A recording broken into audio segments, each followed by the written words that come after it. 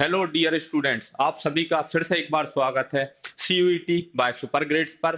तो आज की क्लास में हम बेटा जो इलेक्ट्रिक फील्ड एंड चार्ज हैं इसके प्रीवियस ईयर क्वेश्चन जो सीयूईटी में आए हुए हैं उन्हें डिस्कस करेंगे। तो चलिए शुरू करते हैं। सबसे पहला क्वेश्चन देखें हम। The transfer of integral number of dash is one of the evidence of quantization of electric charge. Fill in the blank with the correct answer from the options given below. तो option दिए हुए हैं photon, nucleus, electrons, neutrons. Question क्या कह रहा है कि कहीं पर भी जो चार्ज आएगा, किसी भी ऑब्जेक्ट पर जो चार्ज आता है वो इनमें से जो नीचे पार्टिकल्स दिए हुए हैं चार, इनमें से किसके इंटीग्रल मल्टीपल के बराबर होता है। तो इस क्वेश्चन को करने के लिए हमें जाना पड़ेगा क्वांटाइजेशन रूल के पास। क्वांटाइजेशन रूल क्या बोलता है? Q is equal to plus minus n e, जहां पर एन है इंटीजर और प्लस माइनस बता रहा है कि चार्ज या तो पॉजिटिव हो सकता है या नेगेटिव। कहीं पर भी जो चार्ज होगा Q is equal to plus minus n e का मतलब है कहीं पर भी जो चार्ज होगा वो जर मल्टीपल होगा ई का, और ई क्या है? ई है चार्ज ऑफ इलेक्ट्रॉन। तो यहां पर हमें देखने को मिल रहा है कहीं पर भी किसी भी ऑब्जेक्ट पर जो चार्ज आएगा वो आएगा इलेक्ट्रॉन्स के इंटीग्रल मल्टीपल के बराबर। अब ये पॉजिटिव और नेगेटिव कैसे हो सकता है? तो ऑब्जेक्ट पर पॉजिटिव चार्ज आता है प्रोटॉन्स के कारण, नेगेटिव चार्ज आता है इलेक्ट्रॉन्स के कारण, और इन दोनों का चार्ज अगर कोई न्यूट्रल ऑब्जेक्ट है तो नंबर ऑफ इलेक्ट्रॉन्स और प्रोटॉन्स बराबर होते हैं तो न्यूट्रल हो जाता है। लेकिन अगर number of protons number of electrons के कंपैरिजन में ज्यादा हैं तो वहां पर पॉजिटिव चार्ज नेगेटिव चार्ज पर डोमिनेट कर जाएगा। एक तरह से कह सकते हैं ऑब्जेक्ट पे इलेक्ट्रॉन्स की कमी हो रही हो तो वहां पर आएगा पॉजिटिव चार्ज। और इसके अलावा अगर इलेक्ट्रॉन्स का जो नंबर ऑफ इलेक्ट्रॉन्स हैं वो प्रोटॉन्स के कंपैरिजन में ज्यादा है तो वहां पर नेगेटिव चार्ज डोमिनेट कर जाएगा पॉजिटिव चार्ज पर। तो इस कंडीशन में आएगा नेगेटिव चार्ज। नेगेटिव चार्ज आए या पॉजिटिव चार्ज आए, दोनों ही चार्ज इलेक्ट्रॉन्स के ट्रांसफर के कारण आते हैं। तो और इलेक्ट्रॉन एक फंडामेंटल पार्टिकल जिसके टुकड़े नहीं हो सकते, इस वजह से कहीं पर भी चार्ज आएगा वो इलेक्ट्रॉन्स के इंटीग्रल मल्टीपल, मतलब कि एक इलेक्ट्रॉन, दो इलेक्ट्रॉन, तीन इलेक्ट्रॉन, इस तरह से होगा। कहीं पर भी हमें डेढ़ ढाई इस तरह से इलेक्ट्रॉन्स देखने को नहीं मिलेंगे क्योंकि इलेक्ट्रॉन है फंडामेंटल पार्टिकल जिसके की टुकड़े नहीं हो सकते। चलते हैं नेक्स्ट क्वेश्चन पर। क्वेश्चन क्या बोल रहा है? A copper ball of density 8.0 ग्राम पर centimetre cube and 1 centimetre in diameter is immersed in oil of density 0.8 gram centimeter cube. The charge on the ball, if it remains just suspended in oil in an electric field of intensity 600 pi voltmeter acting in the upward direction is। तो यहां पर कोई copper ball है इस तरह से, और इसे एक लिक्विड में इमर्स्ड किया गया है, इसे एक लिक्विड में हमने डुबो दिया है, और इसके बाद भी ये डूब नहीं रही है बल्कि यहाँ पर इसी तरह से एक जगह सस्पेंडेड है, लटकी हुई है, रुकी हुई है। तो ऐसा कब पॉसिबल है? तो देखिए, एक फोर्स कॉपर बॉल लगा रही होगी नीचे की तरफ, नीचे की तरफ जो उसके वेट के कारण एराइज हो रहा होगा, और इलेक्ट्रिक फील्ड इस पे अपवर्ड डायरेक्शन में फोर्स लगा रही है। तो अपवर्ड फोर्स और डाउनवर्ड फोर्स यहाँ पर बैलेंस हो रहे हैं, लेकिन एक और फोर्स यहाँ पर आएगा, बोयांट फोर्स, जो लिक्विड लगा रहा होगा बॉल के ऊपर, बोयांट फोर्स आएगा बॉल पर ऊपर की तरफ। तो सबसे पहले हम देख लेते हैं जो बॉल है नीचे की तरफ कितना फोर्स लगा रही होगी। तो सबसे पहले हम बात करें जो बॉल है इसका मास कितना हो जाएगा। बॉल का मास हो जाएगा, mass of ball is equal to density of ball into volume. तो ये तो आ गया मास ऑफ बॉल। इसके अलावा जो लिक्विड डिस्प्लेस्ड हुआ है उसका मास कितना है। तो मास ऑफ लिक्विड आ रहा है, ये मास हम क्यों निकाल रहे हैं? क्योंकि जितना लिक्विड डिस्प्लेस्ड हुआ है, जो मास बना है, उसी के हिसाब से लगता है ऑब्जेक्ट पर बोयांट फोर्स। तो लिक्विड का मास आ जाएगा लिक्विड की डेंसिटी इनटू वॉल्यूम। ये वॉल्यूम दोनों जगह एक ही जितना आएगा क्योंकि लिक्विड के जो बॉल है वो कितना लिक्विड डिस्प्लेस करेगी, खुद के वॉल्यूम के बराबर, ठीक है। तो जो नेट मास होगा, मैं नीचे की तरफ जो फोर्स लग रहा है इसे नेट मास के कारण निकाल लेता हूं। जो नेट मास आएगा वो आएगा ball of mass of ball minus mass of liquid displaced. Volume common ले लेते हैं, रो माइनस सिग्मा, जहां पर वॉल्यूम है 4/3, बॉल स्फेरिकल शेप की, पाई आर क्यूब। यहां पर जो रेडियस है वो नहीं देकर डायामीटर दिया हुआ है कि 1 सेंटीमीटर डायामीटर है, तो रेडियस हो जाएगी 1/2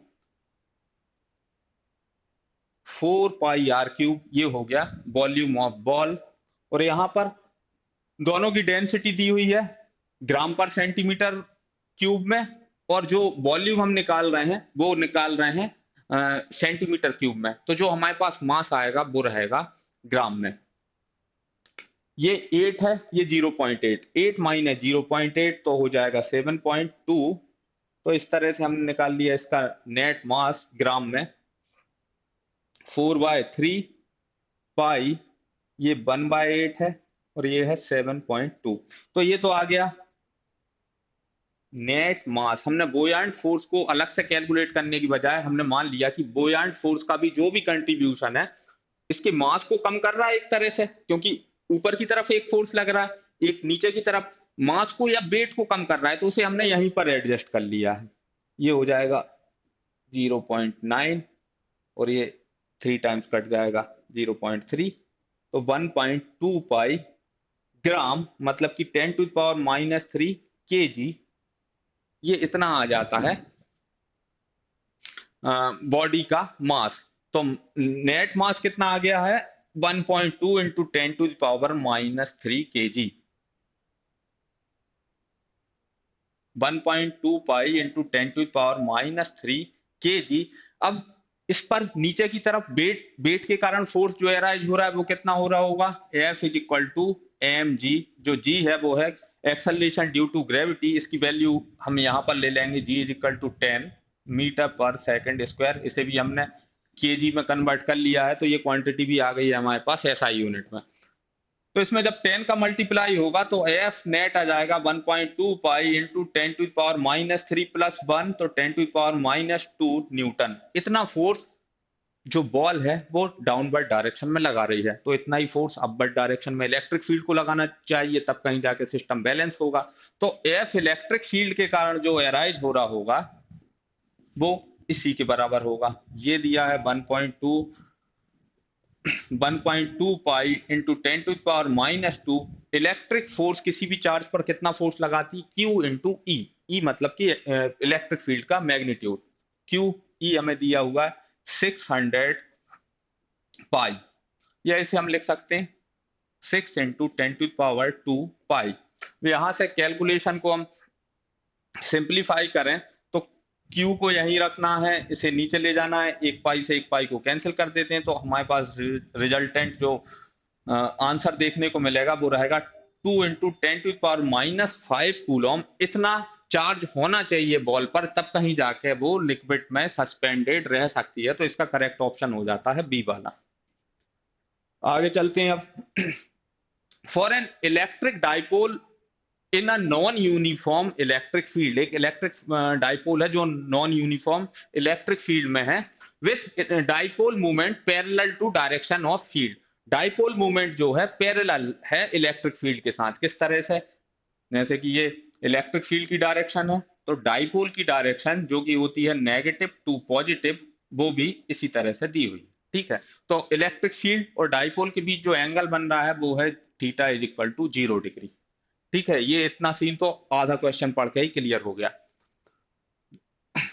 the force F and torque tau on the dipole respectively are. तो फोर्स F और टॉर्क टाउ कितना होगा, तो फोर्स 0 कब होता है, जब फील्ड यूनिफॉर्म होती है। नॉन यूनिफॉर्म इलेक्ट्रिक फील्ड होती है जो कि स्पेस के साथ वेरी कर रही है, अलग अलग पॉइंट्स में जिसकी अलग अलग वैल्यू है, वो डाइपोल पर एक फोर्स जरूर लगाएगी, तो फोर्स तो नॉन जीरो रहेगा। अगर टॉर्क की बात करें तो टॉर्क होता है PE साइन थीटा। यहां पर थीटा 0 डिग्री दिया हुआ है, और थीटा 0 डिग्री हो तब साइन थीटा हमें वैल्यू देता है 0, तो टॉर्क हो जाएगा 0। तो फोर्स नॉन जीरो है और टॉर्क 0 है। फोर्स नॉन जीरो और टॉर्क 0, ये वाला ऑप्शन इस क्वेश्चन के लिए करेक्ट हो जाता है। नेक्स्ट क्वेश्चन पर आ जाते हैं। Two large plane parallel sheets, plane parallel sheets बोला है, मेटल सीट नहीं बोला, ध्यान रखना है, मेटल सीट नहीं है, चार्ज सीट है। इसका अंतर हम इसी क्वेश्चन को सॉल्व करते हुए समझेंगे। shown in the figure have equal but opposite surface charge densities plus sigma minus sigma. Surface charge density है, जो चार्ज है वो यूनिफॉर्मली डिस्ट्रीब्यूटेड है दोनों ही प्लेट्स की सरफेस पर। A point charge q placed at point P1, P2 and P3 experiences force F1, F2 and F3 respectively, then choose the correct answer from the options given below। तो इनमें से कौन सा answer सही है, ठीक है। तो देखिए, जो मेटल शीट होती है, अगर हम मेटल शीट की बात करें, अगर हम इसे चार्ज देते हैं तो ये इस तरफ, अगर इस सरफेस पे चार्ज है तो यहां पर इलेक्ट्रिक फील्ड प्रोड्यूस करती है सिग्मा अपॉन एप्सिलॉन जीरो, अगर ये पॉजिटिवली चार्ज है। नेगेटिवली चार्ज होती तो डायरेक्शन इलेक्ट्रिक फील्ड की कुछ इस तरह से हो जाती, मैग्नीट्यूड सेम रहता, ठीक है। ये इलेक्ट्रिक फील्ड, अगर हम दो मेटल शीट को इस तरह से रखते, एक पॉजिटिव चार्ज होती और एक नेगेटिव चार्ज होती, तो जो पॉजिटिव चार्ज के कारण इलेक्ट्रिक फील्ड प्रोड्यूस हो रही वो इस तरह से आती, नेगेटिव चार्ज की इस तरह से आती।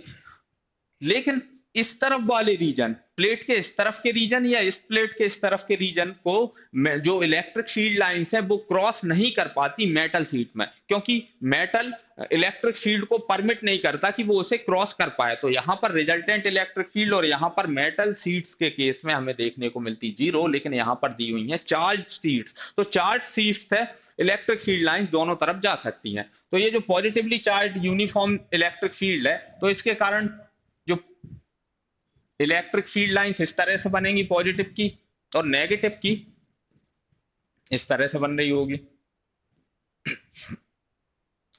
अब जो पॉजिटिव फील्ड लाइंस बनेंगी इसकी, यहां पर देखिए, तो यहां पर इलेक्ट्रिक फील्ड लाइन जा रही है इस तरह से, और नेगेटिव वाली के कारण आ रही है इस तरफ को। तो दोनों की डायरेक्शन सेम है, लेकिन यहां पर जो पॉजिटिव के कारण इलेक्ट्रिक फील्ड आएगी उसे कौन कैंसिल कर देगा? ये नेगेटिव वाली इलेक्ट्रिक फील्ड, जो कि इसे पॉजिटिव वाली इस तरह से रिपल्स कर रही है यहां रखे किसी पॉइंट चार्ज को, और नेगेटिव वाली ये इसे अपनी तरफ खींच रही है, तो यहां पर कैंसिल हो जाएगी। सेम लॉजिक से इस तरफ भी पॉजिटिव वाली प्लेट इलेक्ट्रिक फील्ड लाइंस को इधर खींच रही हो, इस तरह से रिपल्स कर रही होगी, और नेगेटिव वाली इस तरह से खींच रही होगी। तो यहां पर और यहां पर इलेक्ट्रिक फील्ड एक दूसरे को कैंसिल कर देगी। कैंसिल क्यों करेगी? क्योंकि दोनों का मैग्नीट्यूड सेम होगा, और मैग्नीट्यूड किस तरह से सेम हो सकता है? जो पॉजिटिव मेटल शीट है इसके कारण इधर इलेक्ट्रिक फील्ड रहेगी सिग्मा अपॉन 2 एप्सिलॉन जीरो, और यहां पर भी रहेगी sigma upon 2 epsilon zero. Same magnitude रहेगा नेगेटिव वाली प्लेन शीट का। यहां पर एक्सप्रेशन देखें, अगर मेटल शीट होती तो एक्सप्रेशन हमें देखने को मिल रहा था इतना, क्योंकि इलेक्ट्रिक फील्ड लाइन एक ही तरफ जाती, लेकिन पॉजिटिव प्लेट के कारण इलेक्ट्रिक फील्ड लाइन दोनों तरफ जाएंगी, है ना। तो इस तरह से हम इस चीज को समझ सकते हैं। जो नेगेटिव वाली है ये इस तरफ से खींच रही होगी इस तरह से, ये वाली देखिए, ये दोनों डायरेक्शन एक दूसरे के अपोजिट है, तो यहाँ कैंसिल हो गई, सेम यहाँ पर भी कैंसिल हो गई। तो नेट इलेक्ट्रिक फील्ड हमें दिखाई देगी सिर्फ इस तरफ, पॉजिटिव के कारण इतनी, नेगेटिव के कारण भी इतनी। तो नेट इलेक्ट्रिक फील्ड दोनों ऐड हो जाएंगी, सेम डायरेक्शन है, इतनी आएगी। बीच में ही नेट इलेक्ट्रिक फील्ड है, और चार्ज पर फोर्स लगाने के लिए जरूरत पड़ती है इलेक्ट्रिक फील्ड पर। जो चार्ज पर फोर्स लगता है वो होता है चार्ज इनटू इलेक्ट्रिक फील्ड। तो यहां पर नेट इलेक्ट्रिक फील्ड जीरो है, यहां पर भी जीरो है, सिर्फ बीच में है, तो यहीं पर फोर्स लगेगा। तो F2 नॉन जीरो रहेगा, और F1 और F3 रहेंगे जीरो। तो ये वाला ऑप्शन इस क्वेश्चन के लिए हो जाता है करेक्ट। आगे बढ़ते हैं।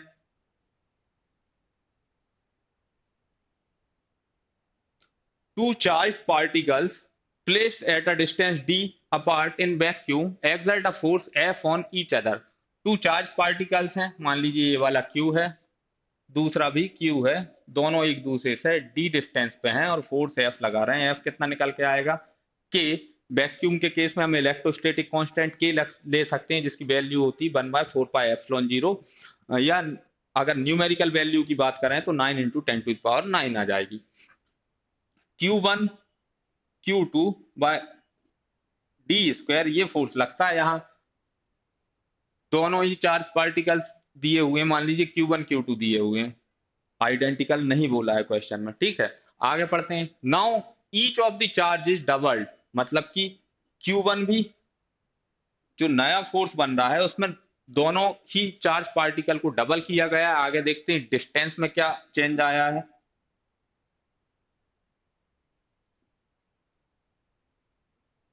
To keep the force unchange, force same रहना चाहिए इस केस में भी और इस केस में भी।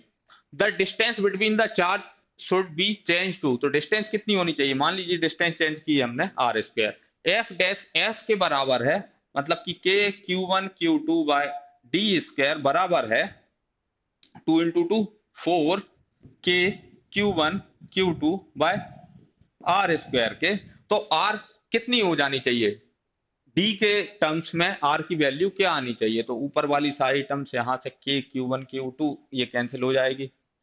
तो ये आ रहा है 1/4 is equal to d square by are square. दोनों तरफ अगर हम रूट ले लेते हैं तो ये आ जाता है 1/2, या डी बराबर r/2 इतनी डिस्टेंस हो जानी, r बराबर d/2 इतनी डिस्टेंस हो जानी चाहिए, क्योंकि हमने d की जगह r को ले लिया है।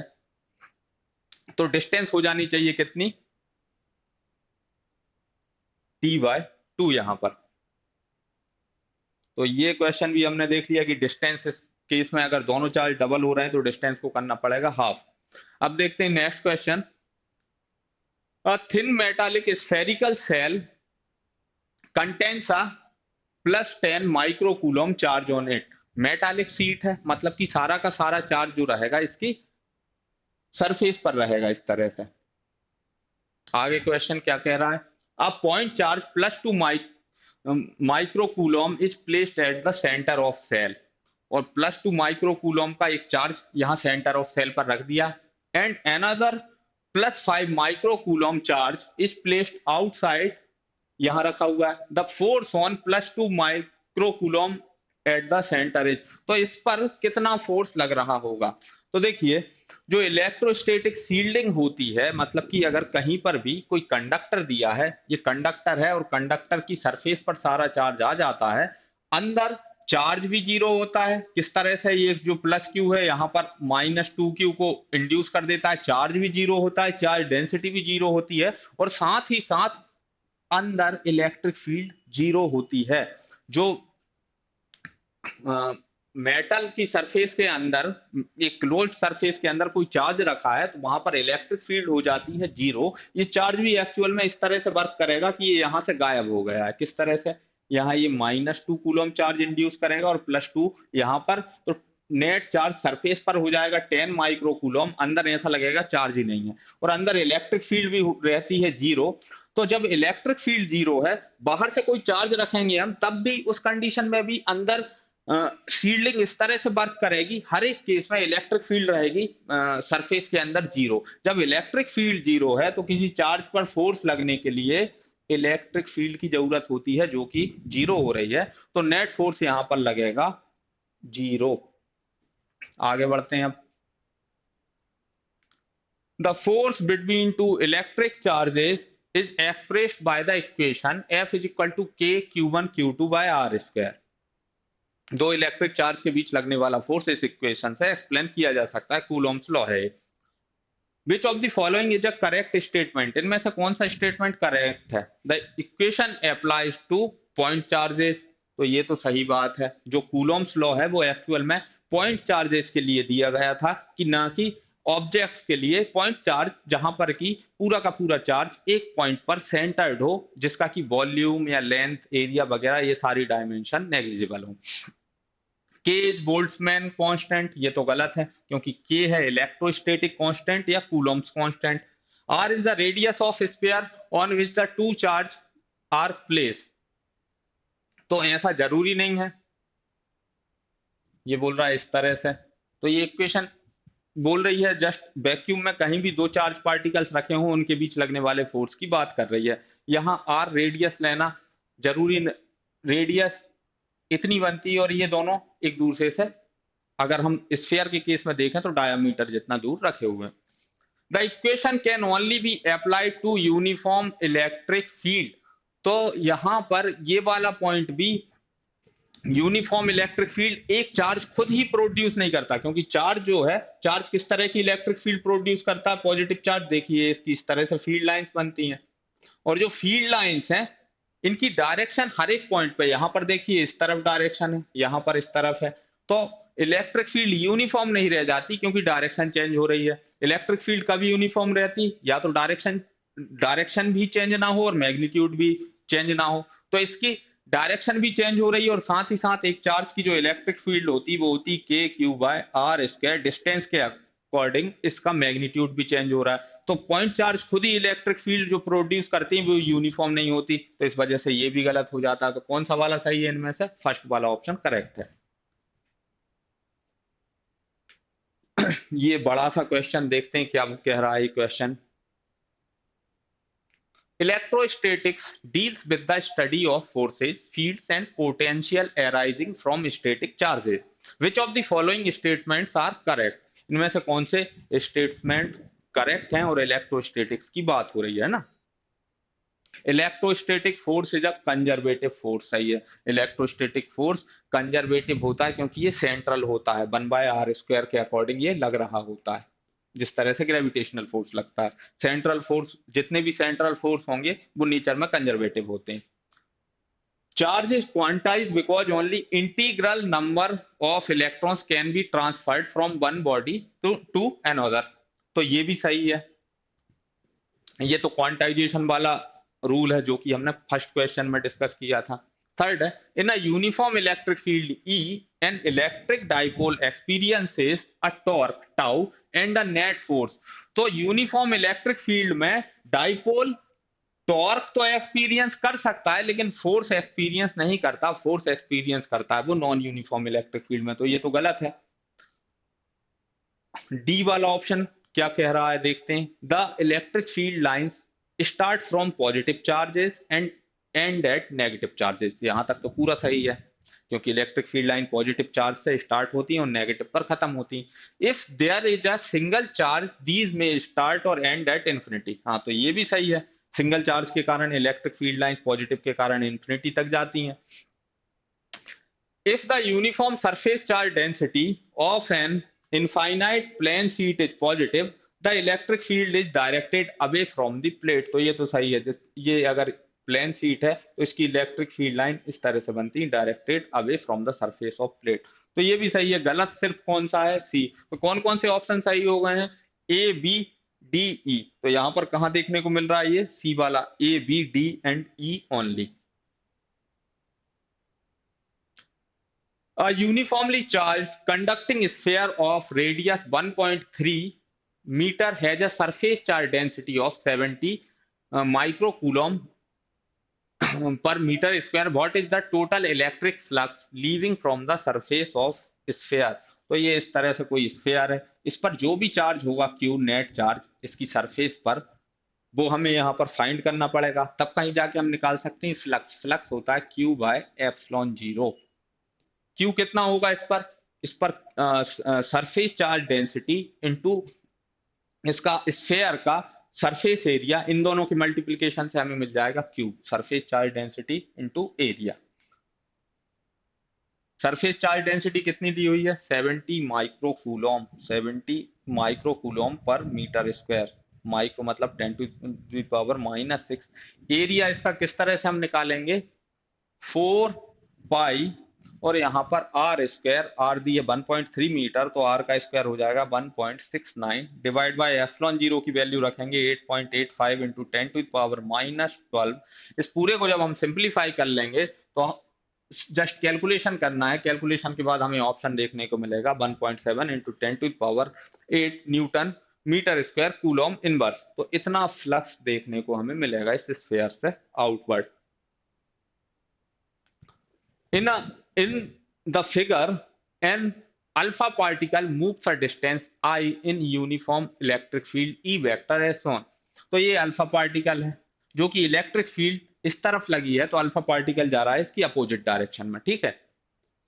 Does the electric field do a positive or negative work on the alpha particle. तो इलेक्ट्रिक फील्ड इस पे पॉजिटिव वर्क कर रही है या नेगेटिव वर्क कर रही। तो ये अल्फा पार्टिकल पे चार्ज कितना होता है। अल्फा पार्टिकल क्या होता है, एक हीलियम एटम में से हम जो उसके दो इलेक्ट्रॉन्स होते हैं उसे हटा देते हैं तो उस पर बचता है दो प्रोटॉन और दो न्यूट्रॉन। तो उस पर दो प्रोटॉन के कारण पॉजिटिव चार्ज आता है। पॉजिटिव चार्ज आएगा, न्यूट्रॉन न्यूट्रॉन पर कुछ चार्ज होता नहीं है तो वो तो चार्ज में कोई कंट्रीब्यूशन करेंगे नहीं। तो अल्फा पार्टिकल पर होता है पॉजिटिव चार्ज और इलेक्ट्रिक फील्ड जो है पॉजिटिव चार्ज पर फोर्स लगाती है F is equal to q E, किस डायरेक्शन में, अलोंग इलेक्ट्रिक फील्ड। तो इलेक्ट्रिक फील्ड अल्फा पार्टिकल पे इस तरह से फोर्स लगा रही है जबकि अल्फा पार्टिकल इसके अपोजिट जा रहा है। ठीक है, तो फोर्स और डिस्प्लेसमेंट के बेस पर हम कैलकुलेट कर सकते हैं वर्क। वर्क होता है फोर्स इनटू डिस्प्लेसमेंट और इनके बीच बनने वाला एंगल का कोसाइन। तो फोर्स दिया है मान लीजिए एफ, इसे पूरा ही लिख लेते हैं क्यू ई, डिस्प्लेसमेंट हो रहा है आई,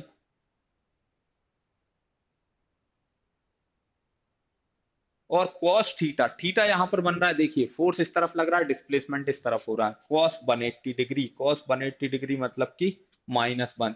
तो माइनस क्यू ई आई, नेगेटिव वर्क कर रही है इलेक्ट्रिक फील्ड इस अल्फा पार्टिकल पर। ठीक है, आगे क्वेश्चन क्या पूछ रहा है वो और देख लेते हैं। Does the electric potential energy of alpha particle increase और डिक्रीज। तो देखिए अगर हम इलेक्ट्रिक फील्ड की डायरेक्शन में आगे बढ़ते जाएं, जैसे कि इस पॉइंट की बात करें एक और इस पॉइंट की बात करें, इस पॉइंट को हम नाम दे देते हैं 1, इसको 2। तो इलेक्ट्रिक फील्ड की डायरेक्शन में हम जैसे जैसे आगे बढ़ते हैं इलेक्ट्रिक पोटेंशियल कम होता है। यहाँ पर V1 है और यहाँ पर V2 है, तो V1 ज्यादा होगा V2 से। और पोटेंशियल एनर्जी किस तरह से बनती है, चार्ज इनटू पोटेंशियल। तो ये जो पोटेंशियल एनर्जी है यहां पर ज्यादा है यहां पर कम है, मतलब कि पोटेंशियल एनर्जी ज्यादा की तरफ ये जा रहा है कम से, तो पोटेंशियल एनर्जी इसकी इंक्रीज हो रही है। तो क्या ऑप्शंस रहेंगे, एक तो वर्क आएगा नेगेटिव और पोटेंशियल एनर्जी इंक्रीज हो रही है। An infinitely long wire, charge wire uniformly with charge density lambda, या an infinitely long wire is charge uniformly with charge density lambda. तो यहाँ पर लीनियर चार्ज डेंसिटी दी हुई है लैम्डा, मान लीजिए ये वायर की लेंथ है एल इस तरह से, और इस पर जो चार्ज डेंसिटी दी हुई है वो है लैम्डा। चार्ज डेंसिटी क्या होता है, net charge divide by length of wire. ठीक है, and placed in air the electric field at a distance R. तो इस वायर से आर डिस्टेंस पर इलेक्ट्रिक फील्ड कितनी होगी। तो एक वायर से आर डिस्टेंस पर दूर इलेक्ट्रिक फील्ड कितनी आती है, E is equal to lambda upon 2 pi epsilon 0 R. Air या वैक्यूम के लिए हमें एप्सिलॉन 0 लेना होता है, तो यहां पर ऑप्शन हमें देखने को मिल रहा है डी वाला, जो कि करेक्ट ऑप्शन है। 2 point charges minus q and plus 4q are placed at separation r। ये माइनस q और ये प्लस 4q, इन दोनों के बीच जो सेपरेशन दिया है वो दिया है r। Where should a third charge be placed so that entire system of charges become in equilibrium. तो देखिए कहां पर रखें हम तीसरा चार्ज, पूरा सिस्टम इक्विलिब्रियम में बना रहे। अगर हम कहीं बीच में इधर चार्ज को रखने की कोशिश करते हैं, बीच में कहीं भी यहां यहां यहां, तो ये जो चार्ज हम रखते हैं, टेस्ट चार्ज रखते हैं मान लीजिए, तो नेगेटिव चार्ज उसे अपनी तरफ अट्रैक्ट करेगा, पॉजिटिव रिपल्स कर रहा होगा, तो उस पर तो हमेशा फोर्स लग रहा होगा। तो बीच में तो हम कहीं पर भी चार्ज को नहीं रख सकते, या तो इस तरफ रखना पड़ेगा या इस तरफ। सबसे पहले हम इसके इस तरफ रख के देख लेते हैं।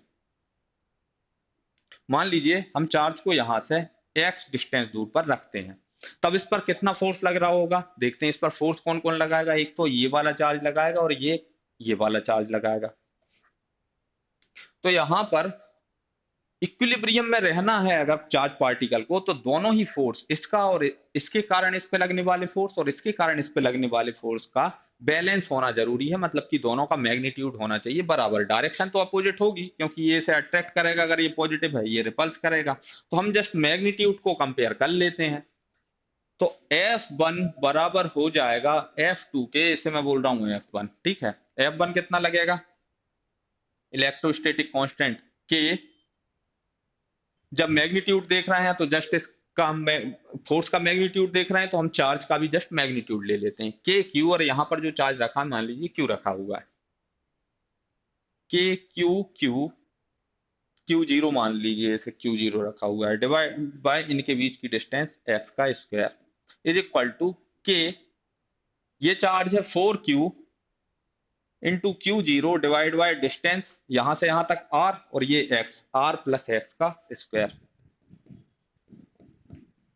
के से के क्यू क्यू जीरो ये कैंसिल ऊपर वाली टर्म्स, तो यहां बच रहा है 1/x² is equal to 4/r plus X का स्क्वायर, से यहां ले आते हैं r plus X by x का whole square is equal to 4, दोनों तरफ रूट ले लें अगर तो ये हो जाएगा कितना 2, r plus X is equal to 2x या x is equal to r, तो माइनस क्यू से x is equal to r distance पर अगर हम थर्ड चार्ज रखते हैं तो वो इक्विलिब्रियम में रहेगा, तो पहला वाला ऑप्शन यहाँ करेक्ट हो जाता है, at separation r from minus Q on the extreme side of minus Q charge. Next question पर आते हैं, the variation of electric field with respect to distance from center of a charge conducting spherical cell, तो charge conducting spherical shell है इस तरह से, ये इसका सेंटर है, यहां तक रेडियस है, इसकी इलेक्ट्रिक फील्ड किस हिसाब से अलग अलग होगी, उसका वेरिएशन डिस्टेंस पे किस तरह से डिपेंड करेगा। तो मान लीजिए यहां से यहां तक ये, इसे मैं कैपिटल आर ले लेता हूं, ये बाहर कहीं डिस्टेंस आर है और अंदर कहीं डिस्टेंस आर डैश है, तो देखिए जो कंडक्टिंग सेल है उस पर सारा चार्ज रहता है उसकी सरफेस पर, और उसके अंदर तो इलेक्ट्रिक फील्ड होती है 0, ठीक है।